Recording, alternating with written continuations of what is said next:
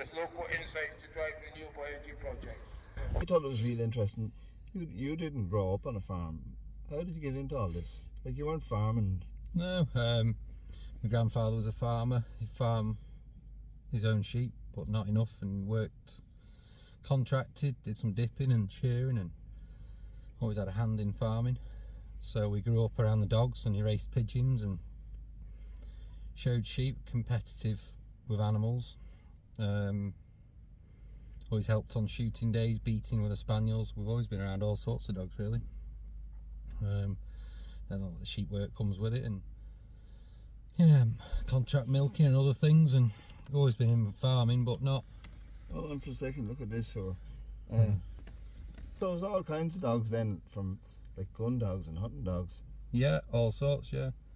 And how did the whole sheepdog thing take off, or what age were you when you got going at that? I think I was about 11 when I got a bitch out of a litter, and then my mum at the time let me have my first dog, and a local farmer I was working for bought it for me, just for always helping him. I suppose I never really got paid, and then this puppy came along, and it'd have no registered parents. It's just farm bred, you might say. But yeah, and then there's another one.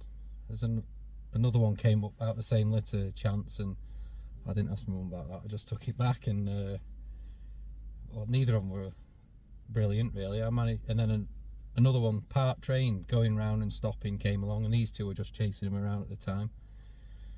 And so I swapped the two for one that was nice, lightweight little bitch, really, but a good kid's dog back then. When I look back, she taught me a lot, you know. She was weak, really, and you get to know how to handle sheep when you're on a weak dog. Yes, I didn't think of that. Because you'd have to compensate a bit for the dog. Yeah, moving her around and keeping her off certain sheep, and she taught me a lot, really. But yeah, and then I managed to train her to a trial standard, and she wouldn't drive very well.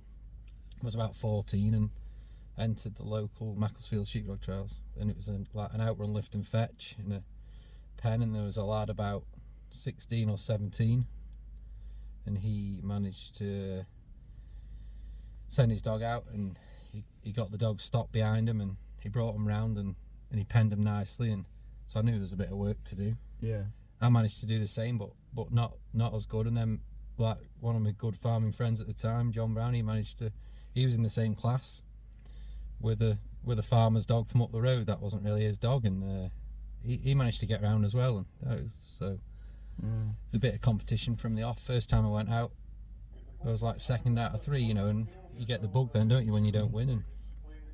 And I was talking to Peter Morgan a couple of weeks ago, and we were sort of talking about when you get the kicks in the ass and you don't win and all, it's nearly, that's what you nearly need to give you the motivation to go out and try harder, isn't it? Yeah, well, you say Pete Morgan, you see, and my son Charlie's coming through, and he's sort of he'd be more interested in his sheep, and he's got some Moran hens, and he's got a girlfriend as well, so he's interested in other things just now. But him and young Pete Morgan are keen.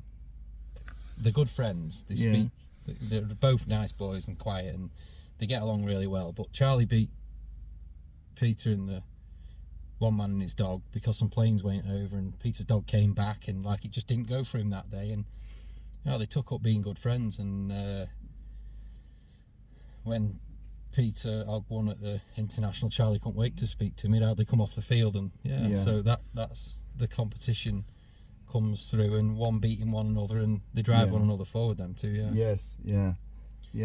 And so this year we're here at the International, and you're reserve, and you're there kind of hanging around, and I suppose you're hoping there, well, you don't want somebody else to come into a bit of harm, but it's like our Irish reserve got to run, and often they do, don't they? I've trained like I was going to run.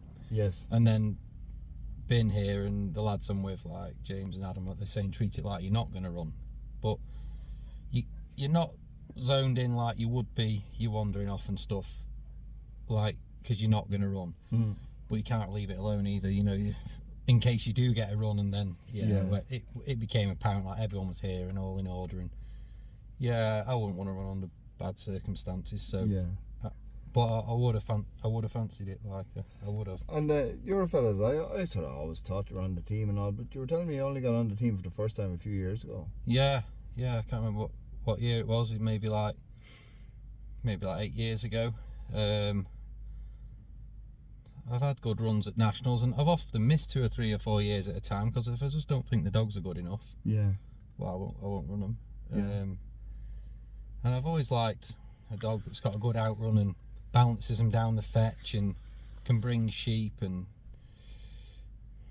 good farming dogs really, not trial dogs. Yeah. That was the dogs I was on with. So I was trying to compete with polished dogs. Yeah. And I'd take the dog to work and sometimes do something in the morning, then go to a nursery, and the dogs were either tired or rough, you know. Yeah, it's just, I always like worked with the dogs I had. And now I will let them go if I think they get treated better somewhere else, or they're not just suiting me, or they get more of a chance somewhere else. It's best to let them go, and I would buy one in. Like the last few dogs I've been running, they've been bought in dogs, and like some of them trained and some of them well going, and I've not actually run one that I've trained for a while now, but I am training them. Yeah. And it's not that easy to take a dog over. I think people think you just go out and buy dogs. Well, you don't. I've bought several dogs and they don't work out, and you have to move them on. It's not, whether you're training them up or whether you're buying them, it's not easy to compete whatever type of dog you're running, really. Just to go back and talk about the competition a bit. Like, we're here at Carmichael, and it's a massive course. It's almost a little bit like this Supreme Final. It's kind of a bit like the kind of stuff you'd be doing on a hill. It's big scopy stuff and all. What do you think? You know, we're all the time, maybe we're starting out with dogs in nurseries, you know, and we're trying to win nurseries or get placed. We're trying to make little improvements in our dog, and then we're going out to open trials and we're trying to get the money there. Because you come home from an open trial maybe and you're a bit frustrated because you didn't get placed, you didn't do something in it. When really, where's your focus? Like, are you thinking about this, or how does this all tie into the way we're training out our dogs? Like, are we training to win on Saturday or Sunday, or are we training for these big things and, you know, nationals and all that? I think I've done like 3 or 4 trials this year because there's other stuff going on at home, and I'm happy doing that. You know, me and my wife, we just bought a farm and we're making a go of it, and I need to work and there's more sheep about and I can't always be away. But the dogs are trained ready. When I go, I'm keen. This is the one I think about. Yes. I've never got out the groups, like I've never got out of the qualifying, and I'd like to get out of that. And the dog I've got now, I thought he was like well equipped for this. He was trained on a hill. He came off Tompi like in Scotland, and Bobby Dale had trained him, and he's trained on a hill. He's trained on tough sheep, heavy sheep, and on rough ground. And when I saw this course, I thought I'd really like a go. You need a place in this team. I would really like to have had a go. This is what I think. I dream about this. Yeah. I dream about winning the international, and I'm sad really. Like if the family are watching TV or something at home, I'm watching dogs quietly on my phone, and they laugh. I get a bit of stick for it. Maybe I do it too much. I do it too much, but I dream about this. I have to make myself watch videos and go, I'll watch it now, and then I fall asleep watching them. Yeah, that doesn't happen with you. I'm keen. Yeah, I'm crazy about it. And this like the national. I think about the national. I train for the national, and I've done well at the national when I've put the effort in. I've got the right dogs, and I've put the right prep in. I do take the dogs off work. Yeah. In like I get them fit, and then they won't do a lot of work in July. I don't want them cutting corners and roughing sheep up, and I try and find out what the national field is and work on. Try and replicate that a little bit. If I think like this year, I knew it was going to be a rough field, and I worked for that. Like I trained on rough ground. If you had been on the team, would you come up here and look at this course beforehand? No. Would you not? I probably wouldn't. Oh, why not? Well, it'd be like 8 hours, 4 hours there, 4 hours back, and Angie Blackmore shared a video last week, so I got like, a glimpse of it, and it's always when you reserve as well. You don't know if you're going or not. I wouldn't. Oh no. If I was in the team, I probably wouldn't. I haven't before. Yeah. I know. I kind of like to know what's ahead of me. just like you said, to prepare a little bit. You probably, well, say if your national is like 6 weeks before the international, well then, or 4 weeks or whatever, then you've got a little bit of time to just have a few little practice runs on something. The way I have prepared for the internationals in the past, and let's face it, I've had some good runs and some scores in past internationals that would have been well up there on today's scores. The different trials and different fields, and it's as long as the dog's stopping and coming in and going out. I think so many people I watched over the years, like a lot of my friends, many dogs have picked this right hand side up and gone out wide. It's what they've been training them for. I'm thinking like training them to come in. I've always found training them to come in very difficult. Yes. Oh yeah. Have like letting them loose and stopping them and turning them out. If they're under control, it's usually easier, straightforward enough. But bringing them in is different. And this course here, it's a good international feel, isn't it? Yeah. Dogs can disappear over the back. They can't be too well. wide. You want that in your toolbox coming here, don't you? You want the blowouts and you want the pull-ins. You need everything here. You might need to use it, but you need to have it in the bag to be confident out there, don't you? Going through gears on outruns, slowing down and having a look round and going again, and they've been difficult to see in the qualifying, and the dogs have had to look for them.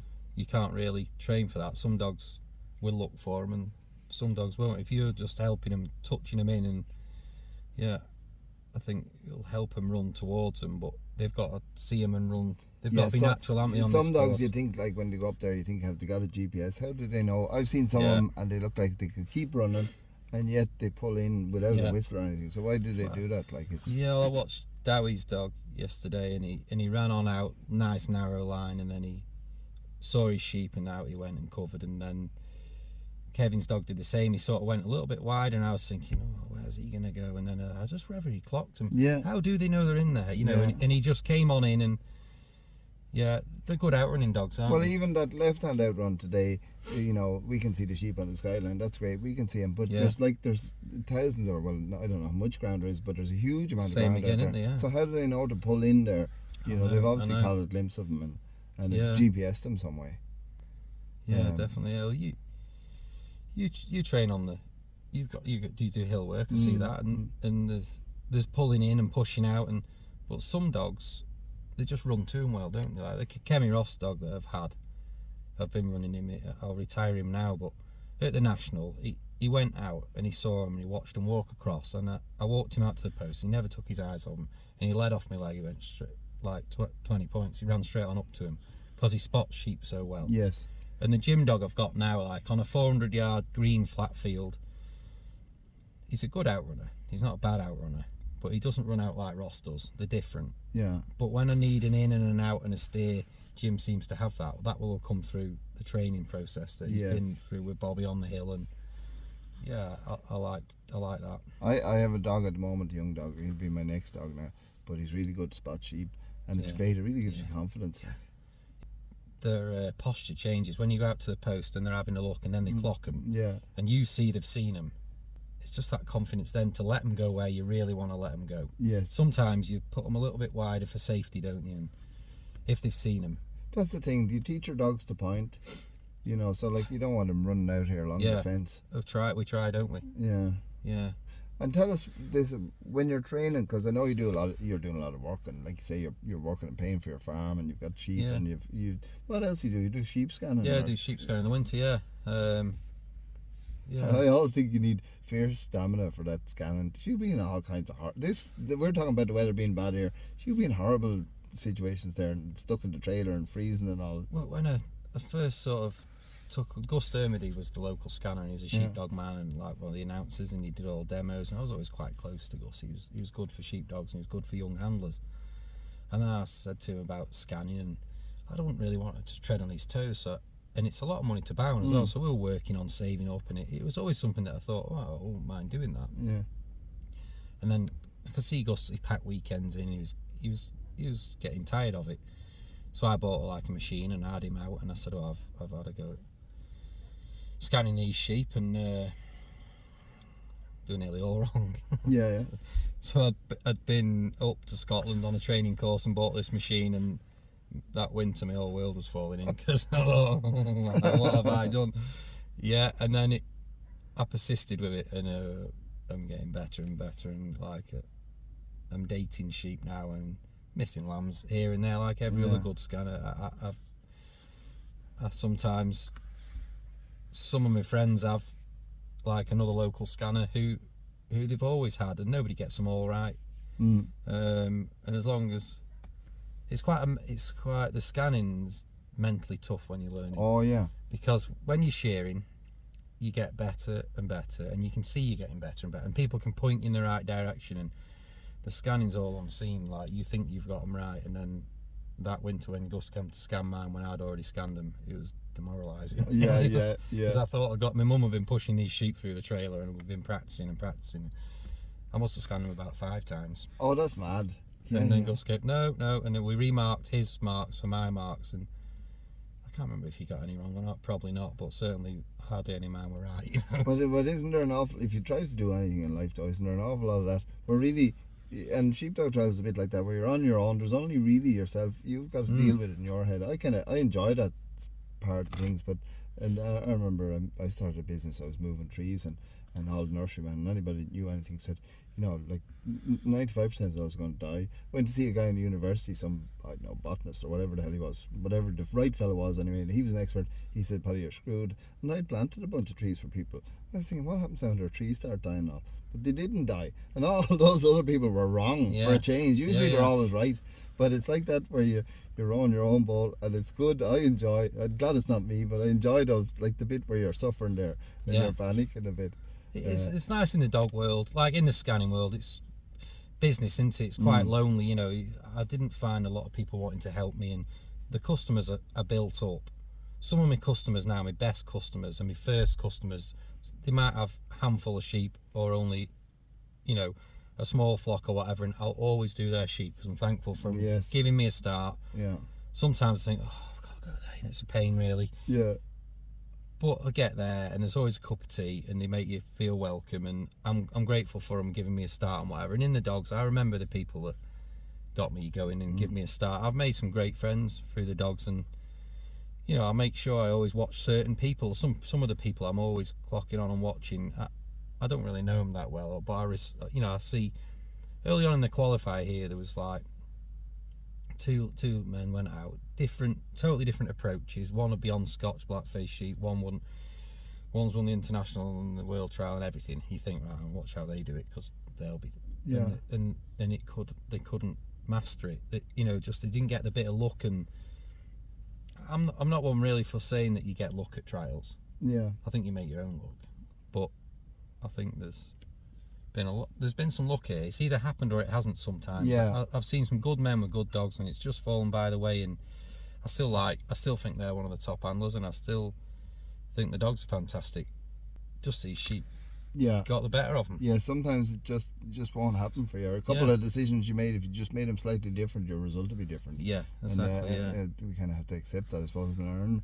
But you mentioned you looking at the videos and watching stuff and all. How do you improve? Do you train with other fellas much? Or me and Adam Ledgar and my brother Ben and like little Charlie, we all train together, and then James Gilman and Colin Pickford, and then like I'm friends with Ricky and Michael, and like some of the, you know, like Sam A and the Northern lads, and we're talking about dogs and swap dogs a bit. And I often swap dogs with a few people, you know, just to change it up. Yeah. See if that dog will improve, and And what do you think is the best way to? Here's a question now. So I was kind of looking at myself in the national this year, and I was saying, Paddy, you know, I need to get better there.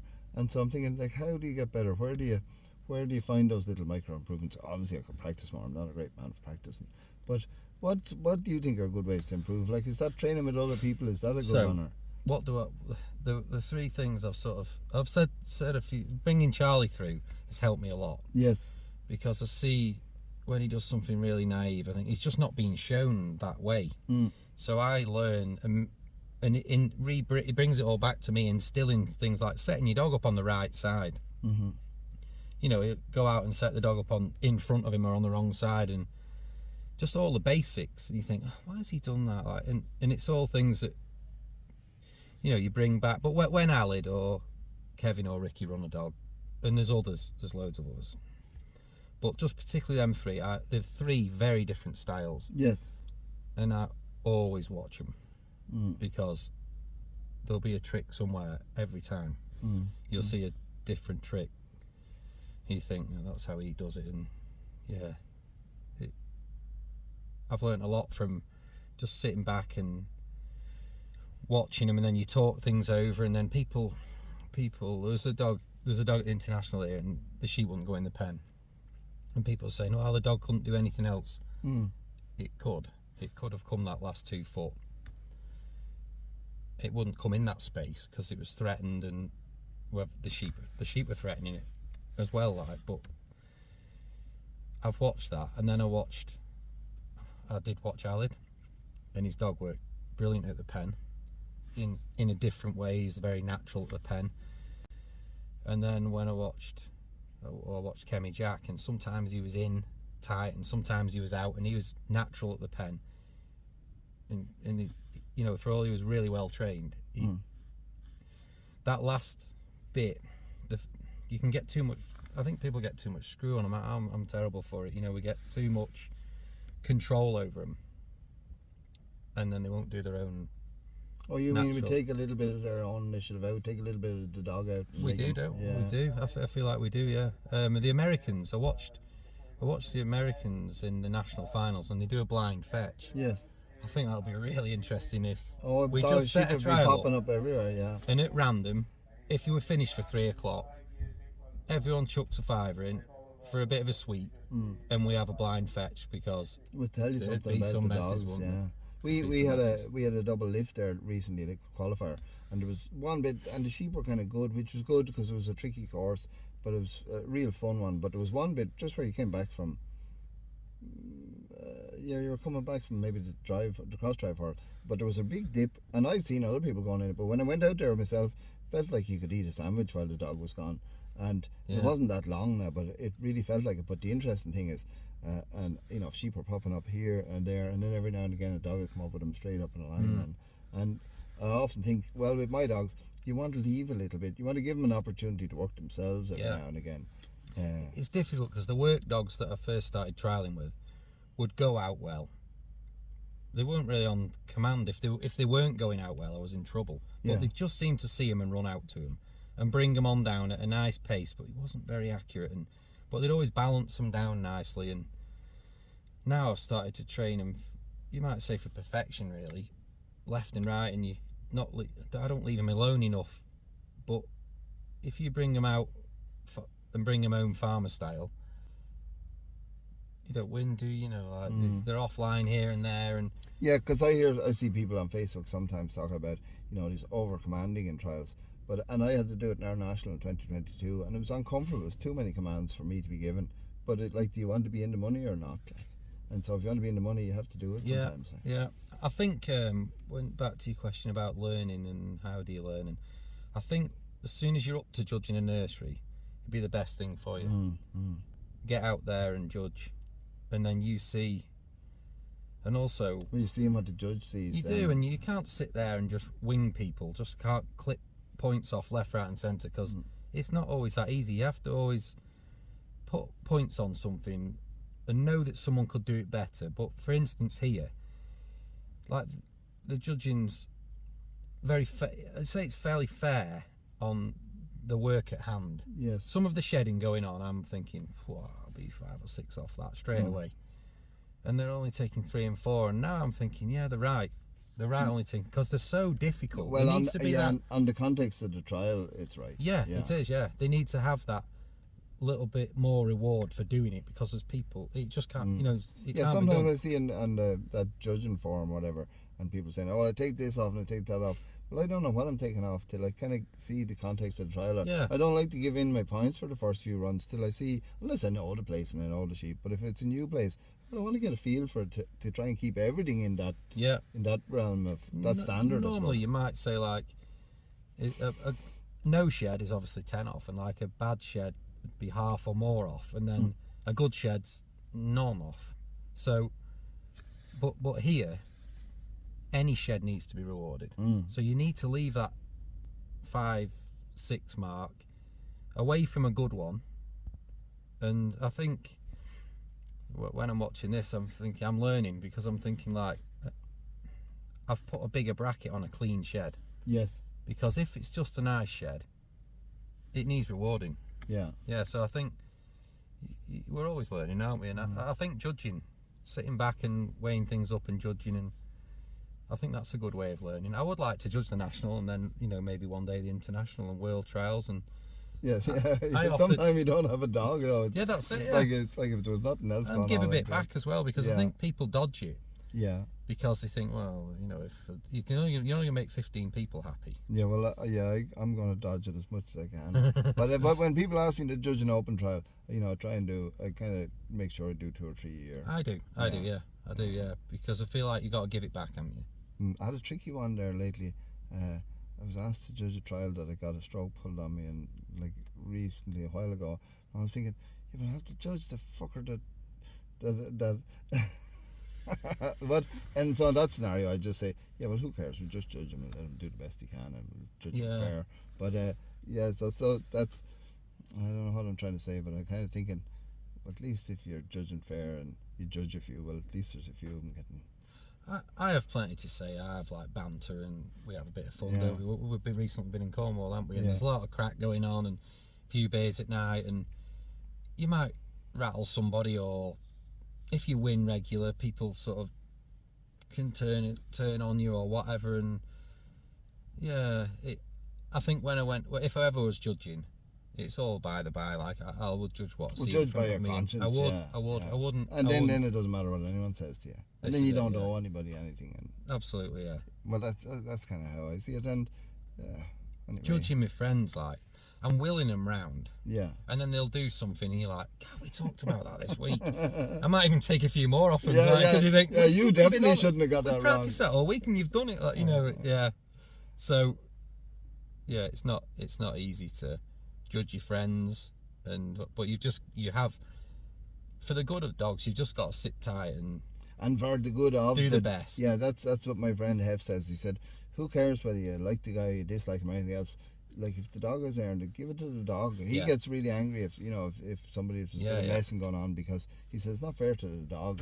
No. And I like his take on it. It's the same as when we come here, you try to have your dog prepared as well as you can, and you want to do real well. But you want to show your dog and show what he can do. Yeah, that's it. Yeah, definitely. Yeah, there's all types of dogs, isn't there? Like rough-haired dogs, smooth-haired dogs, different breeding of dogs. I wouldn't stick to one line And some or dogs, one type of dog. yeah, I might some- not like it, but if it's effective and getting rewarded, and then if a dog superstar that you really like comes out and it does it nicely, you are there to judge the dog. And So- some dogs will have a strategy that's a little bit better suited to this trial maybe than another one. And Yeah. And that's why I like to have 2 dogs that work a little different. Because Yeah, one definitely, day yeah. one's going to be better, give you a better chance. And so what have you got for dogs now? What, like, have you a couple of open dogs or? I've still got, so the most successful dog I've had will be Sid. You know, he's qualified. I've run him 3 times to qualify for the world trial, and he's qualified all 3 times. Yeah. He's competed on the continent. He's done well. I've still got Sid. He's going deaf now. He's 12. He still likes to run out. If we get behind a big mob of sheep, I'll take him on the back and That's chuck him nice. off. At least you have a little bit of work. Oh, he likes to have a run out. Yeah. And I tried to pass him over to Charlie when I was done with him, and he just won't go. Oh, he anywhere won't else. sit, He's- yeah. I wouldn't rehome him because I don't think he takes to it very well. Yeah. And then I've been running Kemi Ross. He's got me in the team. 1 year they both got in. I had 2 dogs in, and stuff you dream of, really, into getting 2 in at once. I've ran him. He's a good dog, very different, complete opposite. And people have had all sorts of bad things to say about that dog, but I've worked with him day in, day out, and he will give you everything. And he's very clever. You can train him. You can teach him to do a few tricks. He's a bright dog. Yeah. I like him. And then I've got younger ones now. I've got a 3-year-old, the one I was sort of mentioned, that came through. Ricky Hutchinson sort of said, oh, I've a mate in Scotland, and he's telling me about this good dog he's got, and he wants him to go on and do well. And with that, like, Jim came in, and I went to watch him, and we ran him on about 100 sheep, and we said, oh, can you do a shed with him? He couldn't just, like, he drew him through these sheep, And me and Ricky were watching. He was trying to hold him up, and he didn't know where he was, but he was trying hard. And I thought, yeah, that'll do. And then we went down the road to Bobby, and well, Bobby would have been deadly on here with him. You know, I thought, I do like that dog. There was a lot about him that I thought, I'm going to have to change a lot of that, because I'm not Bobby. Like, I can't cope with that. He's a master, and you've been around him. You see the way he runs. I think I'll have to change that, because I can't do that. It wouldn't suit me. Some of his ways. Yes. He's still doing it now. He gets a bit big off my feet, but Bobby had put him up the middle. Well, he's putting him like 800 yards every day. He had time to turn him out, whereas a lot of our trials are like 300-yard outrun. If they don't get the first bit right, it's all gone wrong. And yeah. So I've got Jim. I'm training at him, and I like him. And then I've got a young bitch by him. Charlie seems to be taking that out, because he had his Dell that he won one on his dog with, and he's retired her now. So he's got this young one he's taking out, and yeah, we've got her, and then we've got a young one by Adam Ledgar's Tip, just out of a working bitch that was fathered by one of my mate's dogs, and I see Barney run this bitch, and I thought I'd better have one of them. And I've got one, and it's by Adam's Tip, which is out of Sid's mother by Langwin Cap's brother, James Heffernan. Oh yeah. It's by that breed off Robert Kelleher, and it's a strain that I've been successful with. So I've picked that young one up. It's not interested yet. It's not doing a stroke, but you know, she's I like her. With a few others, not to talk about. They'll be all right. I could perhaps get around the nursery and. Many dogs are you comfortable keeping? I don't want any more. Me and Charlie. See, Charlie has some as well. Charlie doubles it up a bit, yeah. So we'd never have more than 10 really. We have had. Yeah. We've had teens. Back when I was younger, I'd have quite a few dogs about.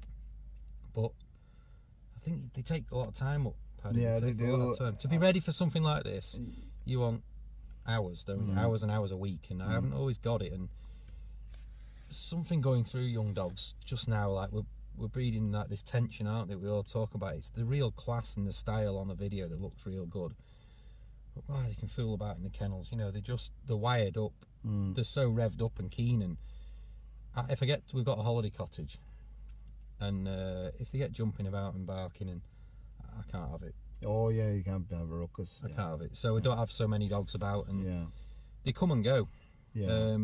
I'll have 3 or 4. I have a retired dogs, but and then if 3 or 4 dogs, I wouldn't sell. Yeah. Then there's always a couple to sell. Yeah. Because I'd like to try and get better than them, and that's the way we work. Yeah. Yeah.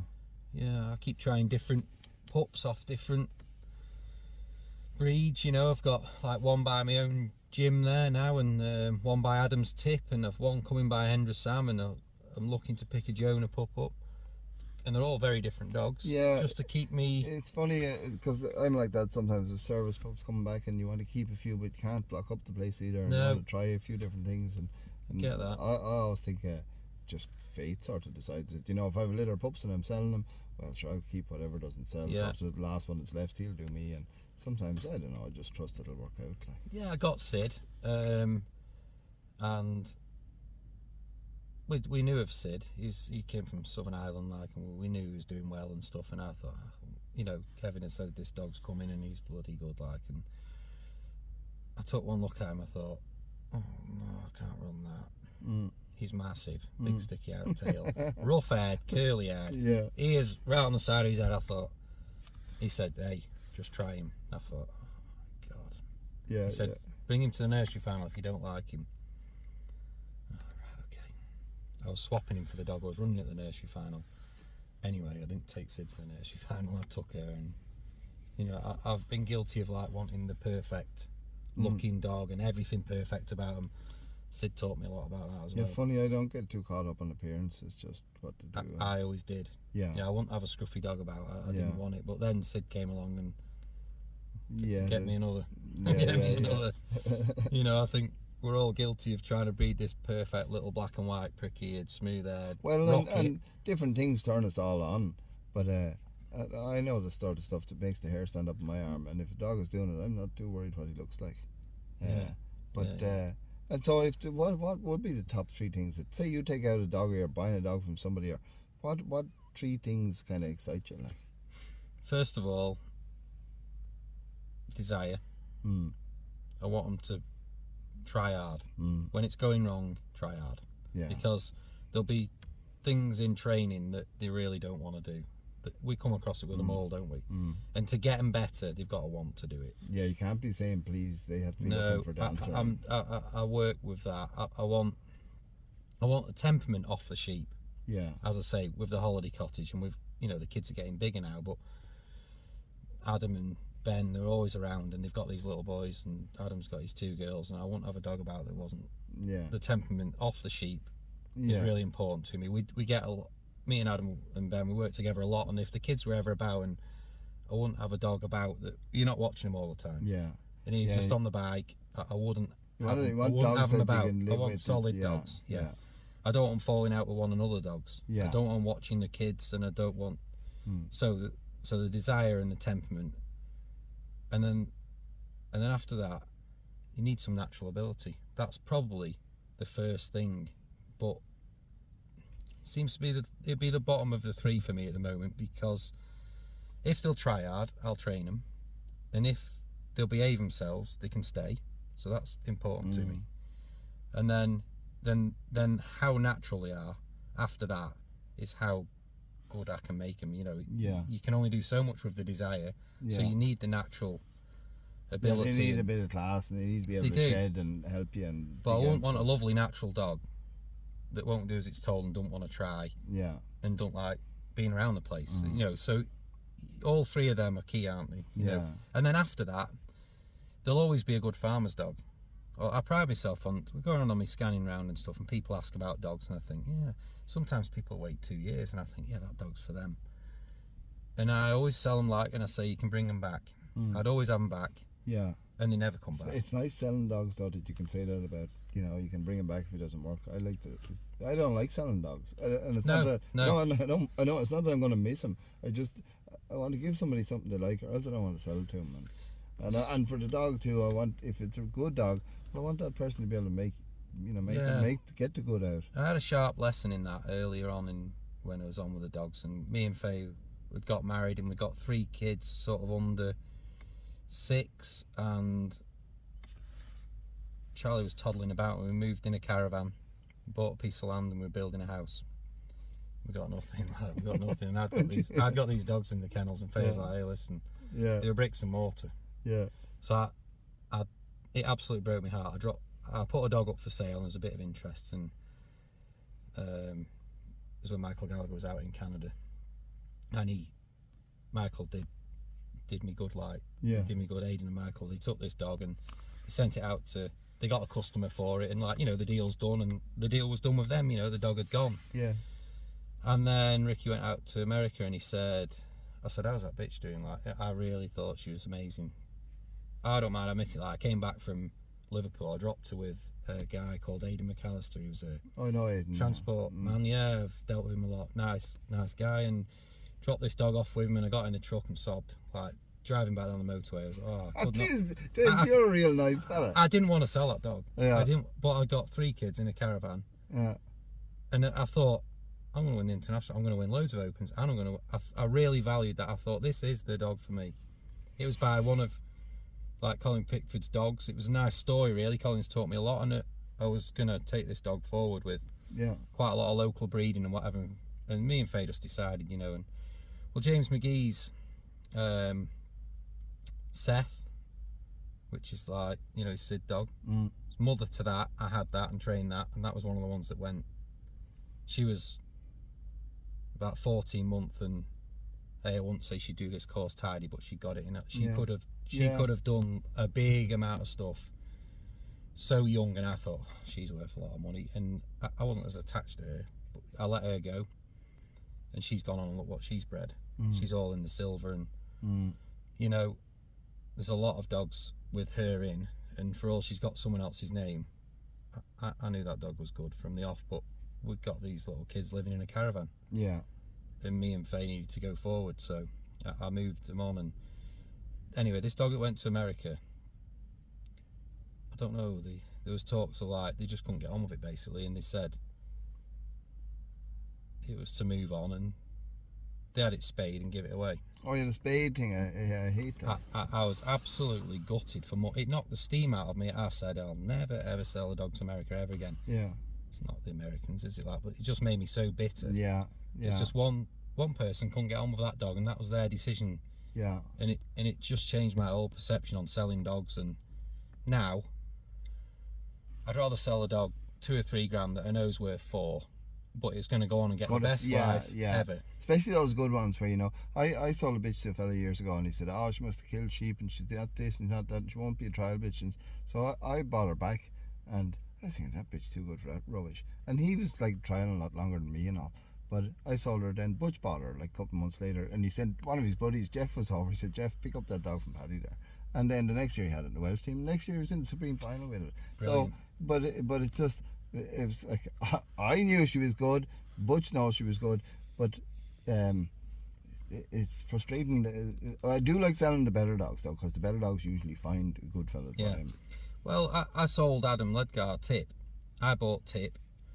I thought he was a lovely dog, but I was just too tough on him maybe, and he wouldn't finish his outrun. Couldn't get him to finish his out. I thought there's no chance. I'm going to be 10 down every run before I get going. And then I got him run over like I got his leg broke. Oh yeah. And he went away for a few months, and I got working other dogs. And Tip was to come back, and Adam had got no dog, and he was trained a few dogs, and I said, listen, you can have that dog for what I give for it. Yeah. He's had his broken leg. You take him for his last vet inspection and make sure he's right. And if he ever isn't, we'll sort it out. Like, we'll not fall out over that bit. But that dog's no good for me. Yeah. But I'll tell you now, he's a good dog. Yeah. You know, he just will not crack it for me. That's how it goes.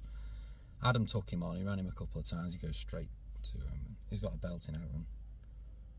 Because he's released, Adam runs him different. Yeah, just jockeys him all over the place. And sometimes I think we get a little bit stuck on something. You have to kind of pretend you're not seeing it to fix it sometimes. Yeah. And maybe the little changeover just. And I had a hand in that dog. I rehomed him to the right man, and every time Adam does well with him now, he's one of the best dogs around. Yeah, and you every love to time see he him does doing well with him now, I think, yeah, that's brilliant. Yeah, it's a good story. And then Ricky had a dog called Spot some time back.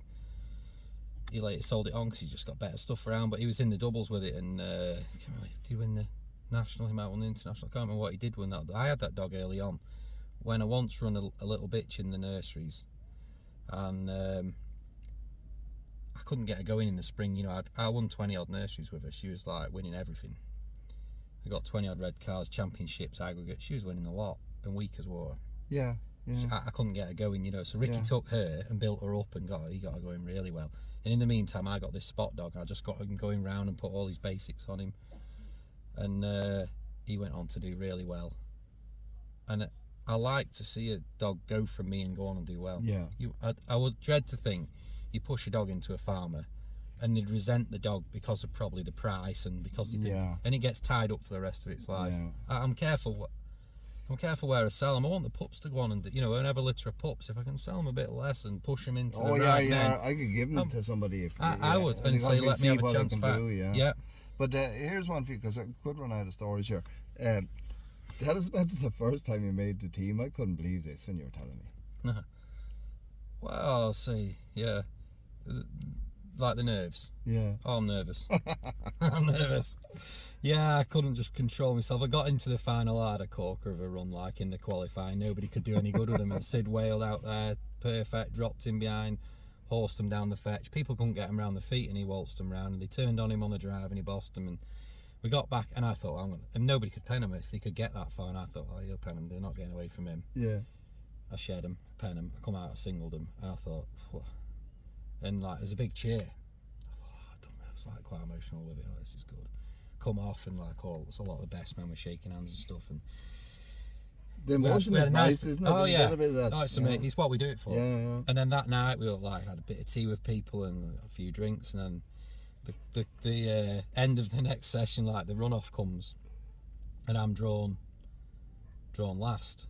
And Sergio went out, and it just didn't go for him. Sergio with Jim, and you're thinking, well, it'd be a tough order, and it just didn't go for him. And I thought, I can beat that. And then Tim Longton went out. You know, he's done a lot, yeah, a lot in his life. He's been I thought it's a tough order, and he didn't go for Tim either. And I thought, I can do this. And I was watching Tim not going to plan, and it was building on me. I just started being sick and uncontrollable, really. And Sid sat there just watching up the field, and Robin and Andy Jackman at the time had come out. Hey, come on. I was like, I can't. And like, pull yourself together. You have to go on the field. That was the nerves I was suffering, and yeah. I think that's brilliant. They're puking. Oh, uncontrollable. Yeah, it was bad. It was real bad. And when I came off, I was like, oh, I knew I didn't win it. I was like 1 point over 2 judges short. I knew it was close, and yeah. I missed the fetch. I sent him. He was looking at a toilet to the left. He was sort of going to go, and the sheep were just to the right, and I wanted to send him right. And I'll look back on the video now, and I turned him out from my feet instead of setting him off. But the nerves everything got to me. I put him out wide. I had to draw him in, so he lost some points. He lost a lot. And then he slipped the fetch, and after that, I think I lost about 4 or 5 points all round. I really pulled it together because I'd settled in. But that first, the emotion, the nerves. I think that's what we do it for. Well, come here now. What do you do? Say like you're here and you get into Supreme or something. What are you going to do about the nerves now? You must have found some way to... I won't let it get to me anymore. How do you do that? Because I know lots of people suffer from nerves. Well, I lost the national with nerves. Yeah. And this time I'm reserve. People couldn't do any good at the English national, and Jim walked them round, and I got them in the pen, and I came out with 4 minutes to go. And I had a collared ewe being a pain. I would have got it easy. Yeah. And the other one come off the other end. I just thrashed off in there, and it went wrong, and I lost the points. It's the points that... What do you mean? You said I'm having you, and you forgot about the other one or something? Well, the other one just came up, and I should have just tucked it back in, walked it round, and took the one I knew I was taking. Yeah. But I wasn't composed because I knew I was going to get in the team, and yeah. It won't happen again. I'll make sure it don't happen again because I've lost it a few times now, being nervous and getting reckless, and I watched a few people get down to a minute trying to chase the single, and then some of the best lads would have 20 seconds left. Oh, some of those boys and are they look at the watch and they're composed, and that's what I've picked up from this trial. Well, I don't know I haven't picked that up. I don't know how to do that. And I've seen it in our national with a couple of fellas there, Martin Feeney and McLaughlin. I've seen them digging out stuff there, and I just thought, I'm missing that part. I wonder how you get that part. There's little bits that go on as well that I know aren't right, and if I was judging, I would see it.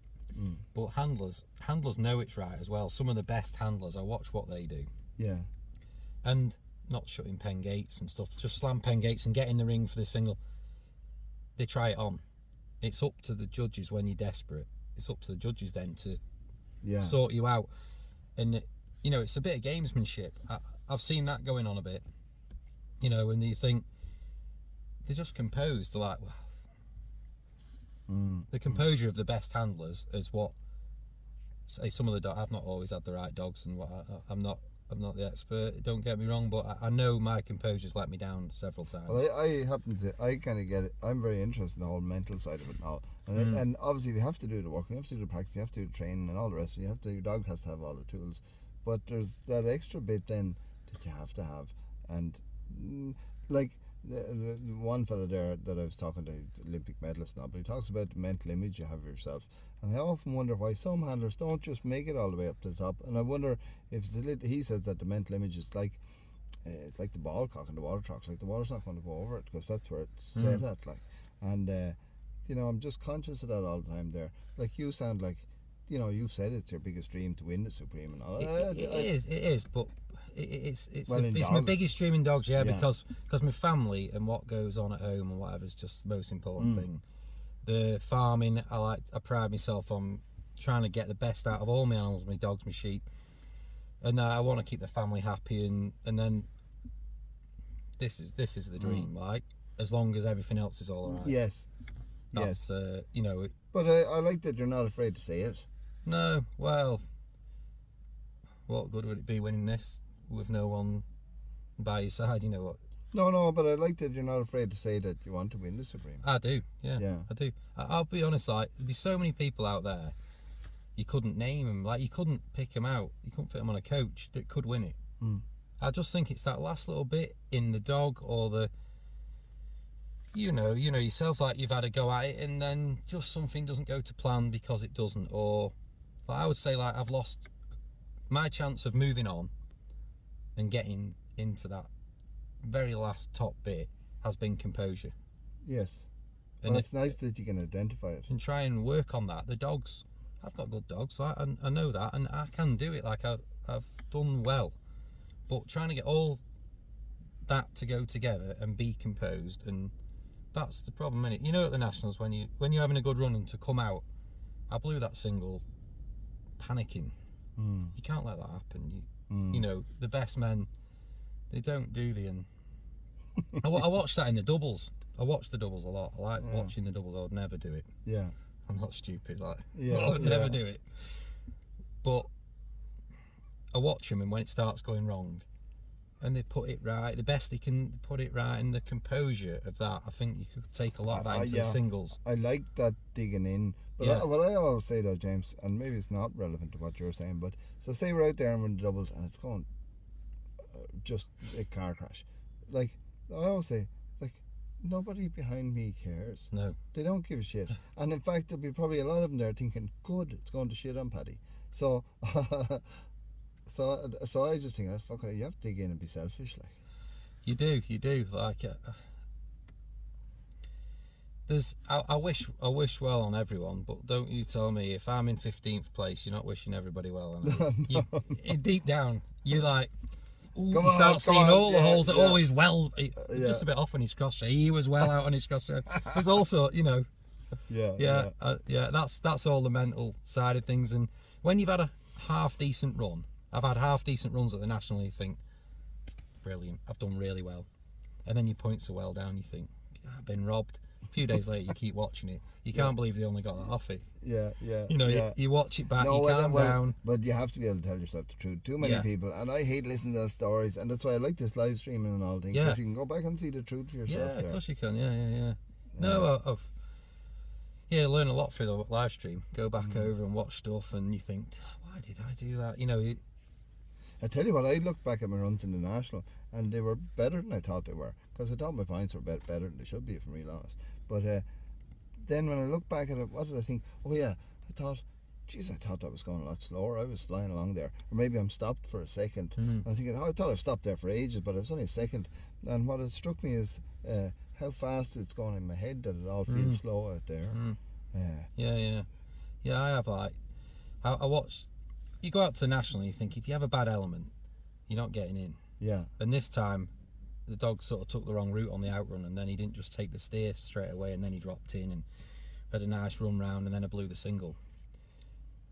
And I still came off thinking, oh, he's doing all right, he'll be all right, you know. But beforehand, one mistake, I knew driving down there, one mistake, you're probably not going to get in. You know, the people that were on my day and stuff, people weren't going to make mistakes. But as the National ticks on and your mind starts playing games with you, and I watched some of the best handlers couldn't do any good, and then I knew all I had to do was to just get round tidy, and then but to put two holes in something, and then two holes. I always think, and especially the National, you can always dig it back out with a good finish and things like that. I always think you can't really afford two holes. You can afford one. I always think, if that second one happens, I think, fuck, I didn't need that. But we were laughing and joking with Con before, weren't we? We talked about that amazing shed he did. 20 second, like 15, a bit of luck. He worked that shed as well. Yeah. He could have got that wrong, and he got it right. And that's like... Well, he had the composure, I suppose, to take it and go with his decisions too. And yeah, he did. But I can't remember what happened with the rest of his run. Yeah. Because I just, a good finish, a good start and a good finish. And well, you're away, aren't you? It even happened with a run. We were walking back to the car here, and I was saying to you, that guy, he's not so bad there. He's a clean shed and pen there. It's very clean, the International shed. And you were saying, yeah, but Paddy, what about the circling there and the fetch and this and the outrun and that? And I'm like, oh shit, I forgot all that stuff. Yeah, you forget all that stuff, don't you? Yeah. Right, well, come here. We better get back to this. Good. Thanks for talking to me. Yeah, thanks for having us. Been good, Paddy, yeah. Cheers.